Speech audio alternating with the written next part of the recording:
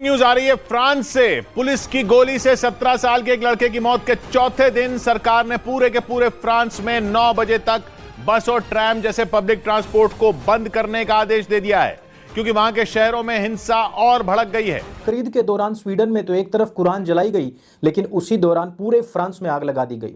पूरे फ्रांस को आग के बारूद के ढेर पर बैठाने वाली इस कौम के निगाहों में, आंखों में इतना बड़ा स्वर का बाल है। फल सिद्धांत भी होता है।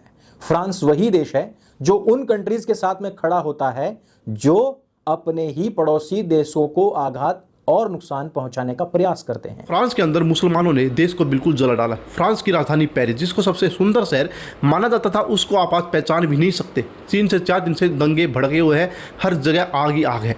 वहाँ पर माना जाता है कि भाई इंडिया के अंदर मुसलमानों हुए जुल्म होते थे, लेकिन फ्रांस के अंदर तो भाई ना कोई बीजेपी गवर्नमेंट है, ना बजरंग दल है, ना ही RSS है। लेकिन वहाँ पर वो ऐसी बीमारी क्यों फैली हुई है कि भाई सब कुछ जला के उन्होंने विनाश कर दिया है। बहुत सारी बातें इसके बारे में बोलने वाला हूँ, तो चलिए पहले वीडियो देखते हैं।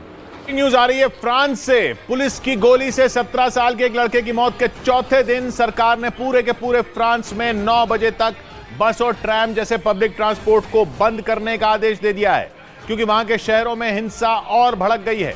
राजधानी पेरिस तो मानो पूरी तरह आग में जल रही है। पेरिस में 3 दिन पहले पुलिस की गोली से मारे गए उस लड़के के परिवार का साथ देने और पुलिस के विरोध में हजारों लोग सड़कों पर उतर चुके हैं। इस दौरान वो लोग न सिर्फ आगजनी कर रहे हैं, बल्कि पुलिस वालों पर भी हमला करने से नहीं चूक रहे। इस दौरान प्रदर्शनकारियों ने कई शहरों में जमकर उत्पात मचाया। कई शॉपिंग मॉल और बैंक लूट लिए गए। कुछ जगहों पर पुलिस के हथियारों पर भी प्रदर्शनकारियों ने कब्जा कर लिया। और ये पूरा बवाल 17 साल के अल्जीरियाई मूल के उस लड़के की मौत पर हुआ जिसे 3 दिन पहले पुलिस ने गोली मार दी थी। इस घटना के विरोध में लोगों ने प्रदर्शन करना शुरू किया, जो बाद में बहुत बड़ी हिंसा में बदल गया। खरीद के दौरान स्वीडन में तो एक तरफ कुरान जलाई गई, लेकिन उसी दौरान पूरे फ्रांस में आग लगा दी गई। पूरे फ्रांस को आग के बारूद के ढेर पर बैठाने वाली इस कौम के निगाहों में, आंखों में इतना बड़ा स्वर का बाल है कि जरा से भी शर्म इन लोगों को आती नहीं है। भारतवर्ष में आपने देखा होगा कि हिजाब को लेकर के, बुर्के को लेकर के बताया जाता है कि ये तो बहुत ही संभ्रांत महिलाओं की पहचान है, लेकिन फ्रांस में इसी बुर्के को पहन करके महिलाएं दुकानें लूट रही हैं। एक तरफ तो गोधरा की तर्ज पर ट्रेन्स जलाई जा रही हैं, बसें जलाई जा रही हैं, दूसरी तरफ नालंदा की तर्ज पर बड़ी बड़ी यूनिवर्सिटीज की लाइब्रेरीज आग के हवाले कर दी गई है। इमानुएल मैक्रो हो या वहां की जनता, जो महिलाएं अभी तक कह रही थीं कि हमारे योनि द्वार इन रिफ्यूजीज, इन शरणार्थियों के लिए खुले हुए हैं, आज वही रिफ्यूजीज इस बात का नाजायज लाभ उठा रहे हैं, फायदा उठा रहे हैं और उन्हीं की बहन बेटियों के साथ में ना केवल दुष्कर्म कर रहे हैं, ग्रूमिंग जिहाद कर रहे हैं, लव जिहाद कर रहे हैं, बल्कि उनके भाइयों को, पिताओं को भी आग के हवाले कर दे रहे हैं। आप जरा फल सिद्धांत भी होता है। फ्रांस वही देश है जो उन कंट्रीज के साथ में खड़ा होता है जो अपने ही पड़ोसी देशों को आघात और नुकसान पहुंचाने का प्रयास करते हैं। भारत का अच्छा दोस्त होगा, नरेंद्र मोदी का अच्छा दोस्त होगा, लेकिन यूरोपीय लोगों की, वहां के राजनेताओं की सोच भारत को लेकर के बिल्कुल भी ठीक नहीं, यहाँ के नागरिकों को लेकर के बिल्कुल भी ठीक नहीं। जब भारत लोगों को चीख चीख करके बता रहा था कि हमारे इतिहास में इस प्रकार की घटनाएं हुई हैं, हमारे पास में ज्ञान था, विज्ञान था, हमारे पास में हर तरीके की नॉलेज थी, लेकिन नालंदा जैसी यूनिवर्सिटीज को बख्तियावर खिलजी जैसे लोगों ने, आक्रांताओं ने, आतताइयों ने जला दिया था। इस वजह से हम थोड़ा पीछे रह गए हैं। तब यूरोप हम लोगों के ऊपर हंसा करता था और कहा करता था कि ऐसा भी कहीं हुआ करता है क्या। बख्तियावर खिलजी की, अलाउद्दीन खिलजी की इन घटनाओं के बारे में, औरंगजेब के इस इतिहास के विषय में जो हम आज कहते हैं, उस पर यूरोप, अमेरिका हंसा करते थे। लेकिन आज उनको खुद की मेडिसिन जब सुम चखनी पड़ रही है, जब उनकी बड़ी बड़ी लाइब्रेरीज जल रही हैं, आज उनको पता लग रहा है। जब गोधरा में ट्रेन जलाई गई थी, उसके बाद में गुजरातियों ने क्रिया की प्रतिक्रिया की थी, तब अमेरिका और यूरोप ने नरेंद्र मोदी का वीज़ा कैंसिल कर दिया था कि ये यूरोप अमेरिका में नहीं आ सकता। लेकिन आज वही मोहम्मदीन जब पूरे फ्रांस में ट्रेन और बसेस जला रहे हैं, तब उनको ये बात मालूम पड़ रही है कि हाँ, 2002 में नरेंद्र मोदी सही था। आज पूरे विश्व को इस बात का एहसास हो रहा है। मेरे दोस्तों, पूरा यूरोप हो, अमेरिका हो, नहीं, पूरा विश्व इस बात को जान रहा है। इवन इस्लामिक कंट्रीज इस बात को जान रही हैं कि यह मानसिक बीमारी है और इसका इलाज करने की आवश्यकता है। 75% मस्जिद अगर किसी इस्लामिक देश के अंदर बंद हो जाएं, तो आपको विचार करना पड़ेगा कि पूरे विश्व के अंदर ये जो fastest breeding, not fastest growing, only fastest breeding जो कल्ट है, इसको उसी प्रकार से वैक्सीन लगा करके रोकना पड़ेगा जिस प्रकार से फास्टेस्ट ग्रोइंग एक महामारी पिछले दिनों फैली थी। ये वही फ्रांसीसी हैं जो बैनर पोस्टर लेकर के निकलते थे और कहा करते थे कि they are not danger, they are in danger, हमें उनका स्वागत करना चाहिए। 2015 के आसपास की तारीख है जब एक छोटे से बालक की समुद्र किनारे उल्टी पड़ी लाश को दिखा करके पूरे यूरोप का हृदय पसीज दिया गया था। उस समय पर इन लोगों ने बाहें फैला करके इनका स्वागत किया था और कहा था कि सारे रिफ्यूजीज हमारे यहाँ पर उनका स्वागत है, और महिलाओं ने बड़े बड़े पोस्टर उठा करके कहा था कि हमारे योनि द्वार उनके लिए खुले हुए हैं, अर्थात अगर वो चाहें तो हमारे साथ में आकर के सहवास संभोग भी करें, हमें कोई प्रॉब्लम नहीं, कोई दिक्कत नहीं। आज की तारीख में वही इन देशों के लिए डेंजर बन चुका है।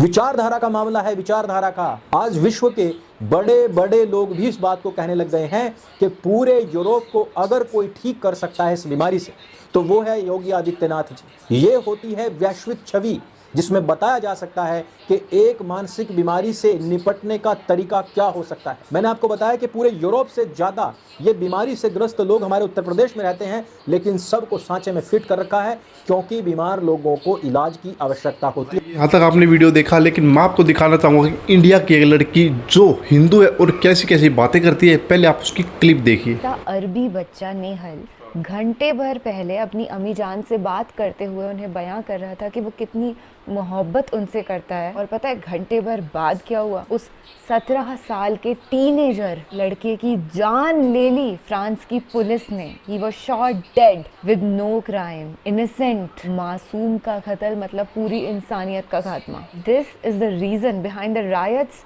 That are happening in France currently. इस पुलिस की ब्रूटैलिटी के खिलाफ आवाज़ उठाई जा रही है। नमस्ते जी, सत श्री अकाल, अस्सलाम वालेकुम। मैं निधि शर्मा इंडिया से। मैं बहुत दुख जाहिर करती हूँ इस बात पर, और जैसा फ्रांस में फ़िलहाल नेहल की जस्टिस के लिए हो रहा है, जब भी किसी मासूम इंसान की जान जाए पूरी आवाम को इकट्ठा एकजुट हो जाना चाहिए। पता है उस बच्चे की माँ सिंगल मदर थी, उसके पिताजी भी नहीं थे इतनी छोटी सी उम्र में, और अब उसकी माँ से इन पुलिस वाले गुंडों ने एकमात्र बेटा जो उनके लिए सब कुछ था उसे छीन लिया। ऐसे हैवानों पर ना अजाब नाजिल होता ही है कि नहीं बच सकते हैं उस हेल फायर से, इम्पॉसिबल। मैं अपने देश की तनकीद नहीं कर रही, हमारा भारत महान है, पर आए दिन हम देखते हैं क्रिमिनल्स को, रेपिस्ट्स को कोई सजा नहीं दी जाती, उनके सपोर्ट में लोग खड़े हो जाते हैं, मॉब लिंचिंग करने वालों को यहाँ पनाह मिल जाती है। हम तो इसके बिल्कुल विपरीत खड़े हुए हैं, कभी भी ऐसी चीज़ों को सपोर्ट नहीं करेंगे, पर आज भी देश में ऐसे लोग मौजूद हैं who support all this. Shame on those people. फिलहाल हम एक बार नेहल की जस्टिस के लिए एग्जैक्टली फ्रांस में क्या हो रहा है वो देख लेते हैं। उनकी अम्मी जिस दर्द से फ़िलहाल गुजर रही है ना, उससे बड़ा दुनिया का कोई दर्द नहीं हो सकता है। प्लीज़ आपसे यही दरख्वास्त करती हूँ कि उनके लिए दुआ करिएगा और दुनिया के हर मासूम के लिए दुआ करिएगा, कभी उसके साथ ना इंसाफ़ी ना हो जाए। दोस्तों पिछले 2-3 दिन आपने सुना फ्रांस के अंदर कैसे एक कौम में एक बीमारी फैली हुई है, एक बीमारी क्या क्या नुकसान कर रही है पूरी दुनिया का।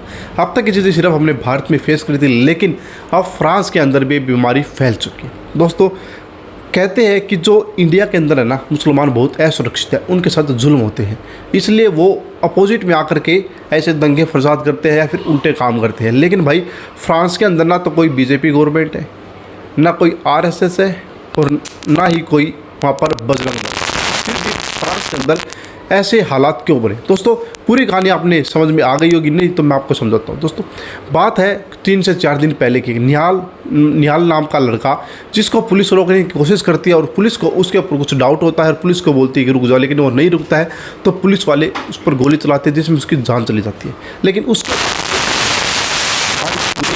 के अंदर तबाही मचाने लग जाती है, आग के हवाले पूरे फ्रांस को कर देती है। फ्रांस, पेरिस, जिसको सबसे सुंदर शहर कहा जाता था, उस फ्रांस और पेरिस की हालत आप देखोगे तो आप उसको पहचान नहीं पाओगे। अब वह फ्रांस आज परेशान है, दुखी है, वो दुनिया से मदद मांग रहा है, मोदी से मदद मांग रहा है। क्यों? ये फ्रांस वही फ्रांस है जिसने 2016 में इनको वेलकम किया था। आपने देख सकते हो लड़कियों ने क्या क्या लिखा हुआ है। उस लड़की ने ऐसी गजब की बात लिखी हुई है, अपने बैनर पर लेके खड़ी है कि वेलकम टू माई, मतलब आप पढ़ सकते हैं उसके आपके सामने स्क्रीन पर, आपने पहले पढ़ा भी होगा। इन लोगों ने उनको अपने घर में बुलाया, उनको जगह दी, खाने को दिया, रहने को दिया, पहनने को दिया, उनको इज्जत दी, लेकिन उन्होंने इस चीज़ का कोई जो है लाभ नहीं उठाया। उन्होंने सिर्फ अपने धर्म के बारे में, एक बीमारी के बारे में सोचते हुए पूरे फ्रांस को जला डाला। और बात आती है इंडिया की, जब इंडिया के ऊपर यही देश ब्लेम लगाते थे, बोलते थे कि इंडिया तो है जो है मुसलमानों पर जुल्म करता है। इवन जब नुपुर शर्मा वाला मैटर हुआ तो फ्रांस ने इंडिया को बोला था कि इंडिया कैसे एक अच्छा देश होने के कारण भी इतने गलत काम कर रहा है, कैसे मुसलमानों पर जुल्म कर रहा है। आज जब उस फ्रांस के ऊपर बातें आई है तो आज वो इंडिया के सामने हाथ जोड़ रहा है। इवन योगी जी को माना जाता है कि योगी जी इस बीमारी का समाधान कर सकते हैं, और ये हम नहीं, इंडिया नहीं, इंटरनेशनल न्यूज़ में आया हुआ है कि योगी जी इस बीमारी को ख़त्म कर सकते हैं। और आपने देखा भी है भाई योगी जी ने कैसे इस बीमारी को बिल्कुल जड़ से ही ख़त्म कर दिया दोस्तों। लेकिन उसके बाद बड़ी बात आती है इंडिया के लोग, हमारे इंडियंस कितने अपने धर्म के ऊपर बैठे हुए भाई, कोई ख्याल नहीं रखता है। जिसकी वीडियो मैंने आपको लास्ट में दिखाई है क्लिप शर्मा, उसका नाम निधि शर्मा है और एक यूट्यूब चैनल रन करती है। उसके ऊपर इनकी आप वीडियोस देखोगे तो भाई आपको देख करके नहीं लगेगा कि ये लड़की इंडिया से है और हिंदू लड़की है, और इसकी बातें सुन करके आपको बहुत गुस्सा आएगा। इसके क्लिप आपने छोटी सी देखी होगी, कैसे उस बच्चे के सामने मासूम शब्द उसने जोड़ दिया है ताकि लोगों के अंदर भावनाएं पैदा हो, और कैसे वो इनको इतना सपोर्ट करती है। और लोग इनके कमेंट सेक्शन में आप देखोगे, इनके सब्सक्राइबर देखोगे, सारे वही मोस्टली बीमारी वाले लोग आपको मिलने वाले हैं। दोस्तों क्या कहना चाहोगे इसके बारे में, फ्रांस के बारे में, और इस लड़की जो अपनी क्लिप मैंने आपको दिखाई निधि शर्मा, उसके बारे में आपकी क्या राय है, प्लीज़ हमें कमेंट करके बताइएगा। इससे रिलेटेड और आपको वीडियो चाहिए इस टॉपिक पर तो आप हमें कमेंट कर सकते हैं, हम आपके लिए लेकर के आएंगे। मिलते हैं आपसे अगली वीडियो में, तब तक के लिए बाय बाय, जय हिंद।